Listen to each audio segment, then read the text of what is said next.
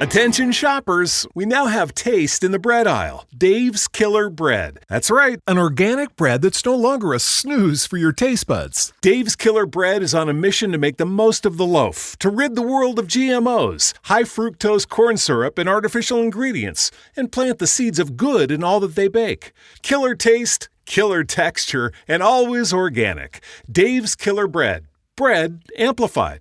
With Lucky Land Slots, you can get lucky just about anywhere. Dearly beloved, we are gathered here today to... Has anyone seen the bride and groom?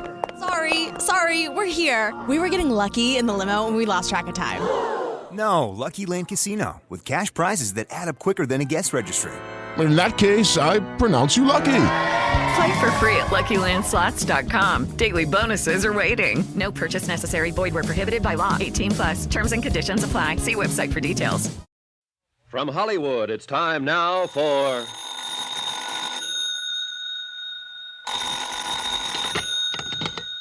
Johnny Dollar. Randy Singer, Johnny. How you feeling? Thanks to you and having got me here, pretty good. Bellevue's a good hospital. I'll be released within the hour, so will Mike Flynn. And? I'm going down to the Glad Hand Rescue Mission to straighten out a few things with Daddy Bill. Sounds to me like it ought to be police business, Johnny. I'll be right over. No, let me handle this alone. You got your gun? You bet your sweet life I have. Johnny? I'll report to you later.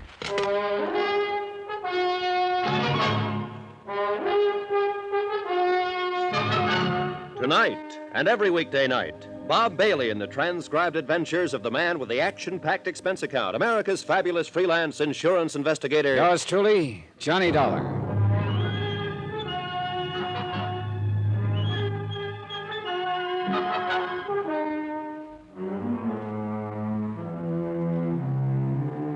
Expense account submitted by Special Investigator Johnny Dollar, location New York City, to the Lakeside Life and Casualty Company. Following is an accounting of expenditures incurred during my investigation of the Indestructible Mike matter. Item 16, 190, cab fare for Mike Flynn and myself, Bellevue Hospital to the dingy Hotel Brakely.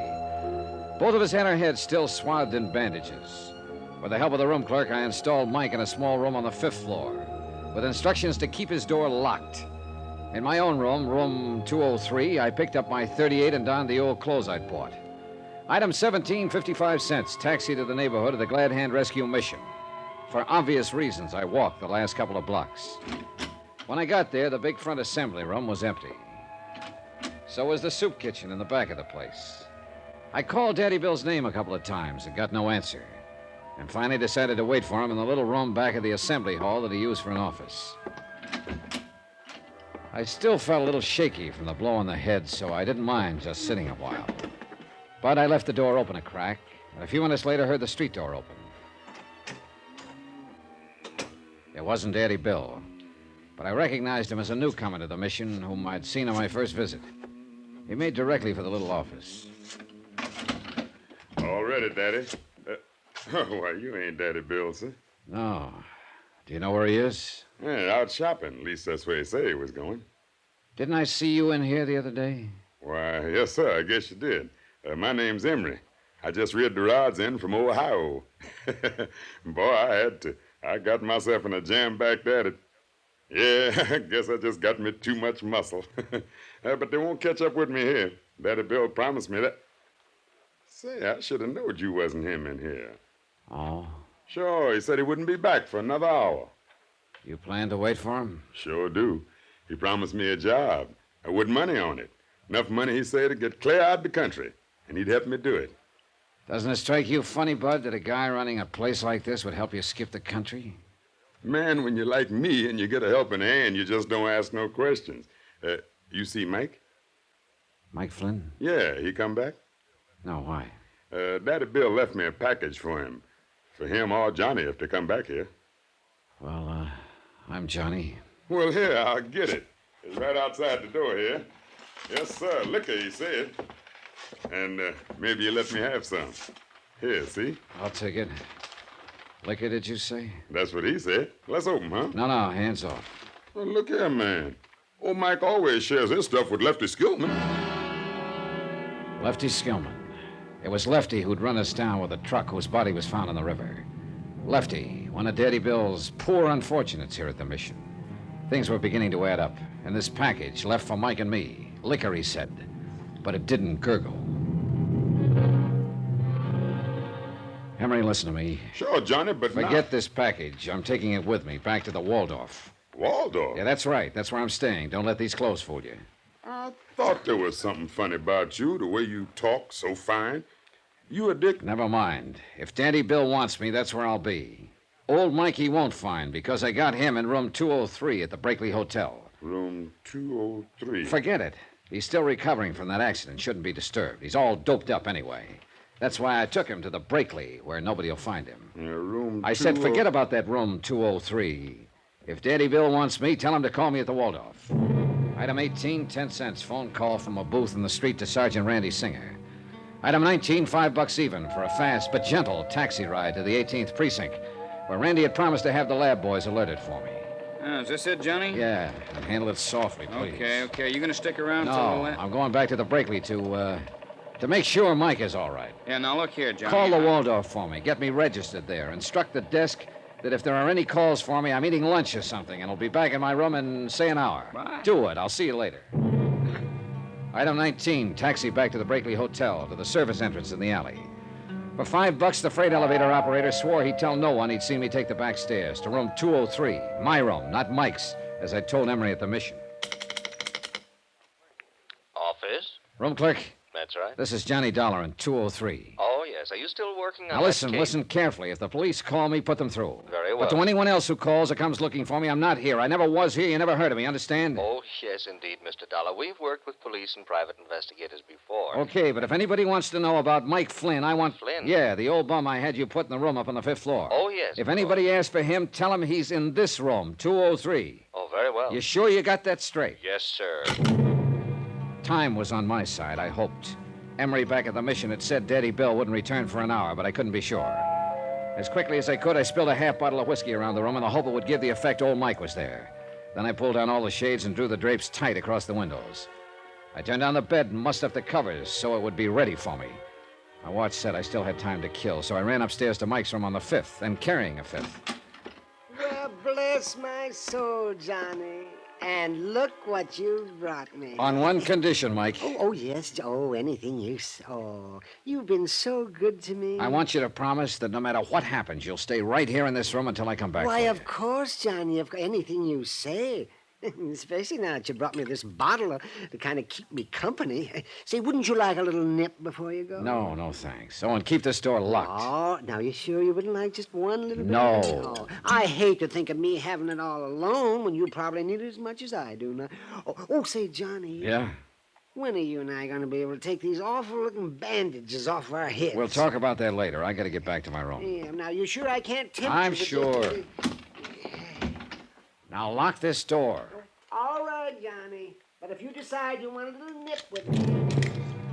Quickly and quietly, I went back downstairs to 203 and cautiously let myself in, leaving the door unlocked. Nobody been there. I'd made it in time. But now all I could do was wait.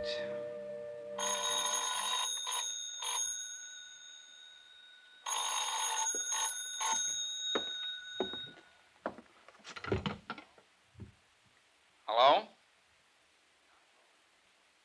Johnny? Yeah, Randy. Better make it fast. Oh, what's the matter? What'd you call about? That pretty little package you dropped off for the lab lads? Yeah? You sure were right about it. A bomb, huh? If you or Mike had opened that package by now, you'd be spread all over the island in tiny little pieces. Look, Johnny, come on, let me in on it, huh? What are you up to down there? I'll tell you when it's all over. That is, if what I think is going to happen does happen. You sure you don't want some help? No, I think I can... Gotta go. I'd heard footsteps out in the hall. Quickly, I slid into the bed, leaving nothing but my heavily bandaged head showing. The footsteps passed. And then, far down the corridor, I heard a door open and close. I lay still and waited. And lying there thinking, I began to wonder if I'd been right in turning down Randy's offer of help. Yet how could he help with a... Footsteps again. And this time they stopped outside my door.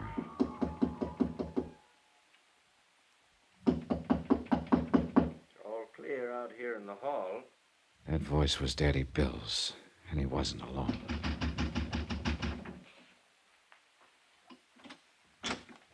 Mike? Mike? You want on the light? Mike? Oh, he's in here all right. Smell that booze? He's there on the bed, asleep. You mean drunk? Close the door. Hey, see him? Dead to the world. Are you sure this is going to be safe, Dutchie? Why do you suppose I took so long to case the joint? Yeah, but what about Dollar? I told you, Bill, at the Waldorf. You sure? You talked to him? No, he was in the coffee shop. Now, shut up, get this over with. Yes. Always we do the dirty work for you. All right, this one I'll do myself. Who's... Shut up. Johnny. Oh, Johnny. Wait a minute. That's Mike. Who's on that bed? Shut up. All right, Dollar. He can get up out of that bed and take it in the chest or lay there and get it in the back. All right, Cosgrave. Dutchie. Both hands up high. Drop that gun. Sure. Johnny. Shut him up out there, Bill. Yeah, Daddy Bill. Quiet, Dollar. You'd better do something, Cosgrave. You'll have two witnesses. The man who always kept his skirts clean, huh? Quiet. Bill, let him in. We'll knock them both off, make it look like a fight between them. Something. No, wait, boss. Johnny, is something... I'm coming in. Oh, no, you Get back, Mike!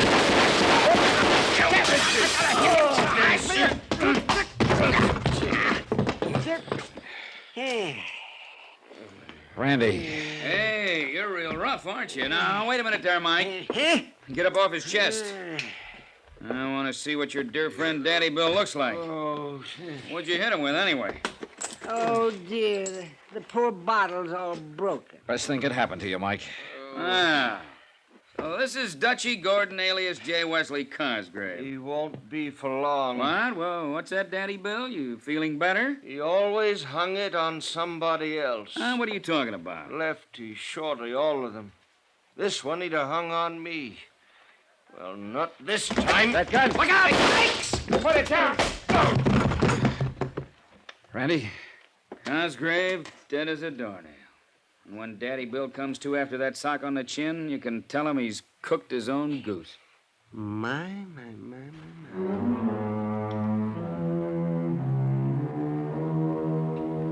The world will be a bit better without Dutchie Gordon, alias J. Wesley Cosgrave. And, of course, the courts will take care of Daddy Bill Larkin. Plenty. Mike? Indestructible Mike?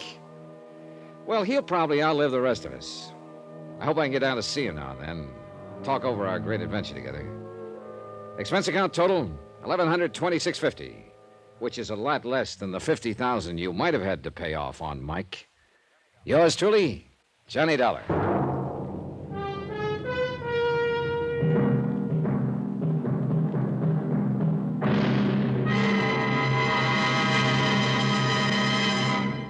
Now, here's our star to tell you about next week's intriguing story. Next week, the heady romance of moonlight on a lonely beach in Mexico. Moonlight from a killer's moon. Join us, won't you? Yours truly, Johnny Dollar.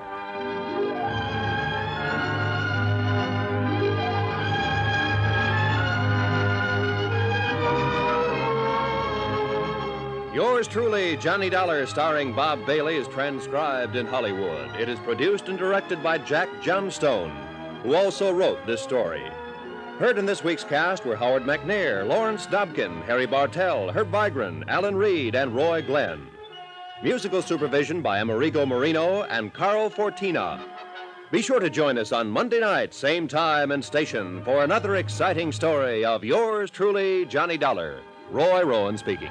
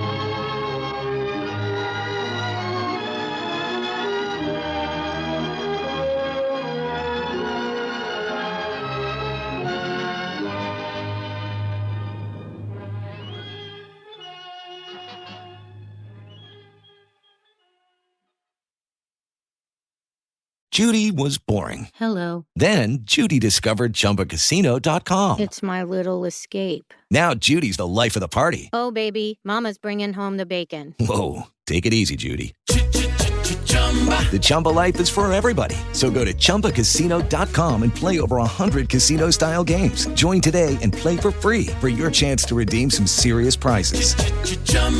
ChumbaCasino.com.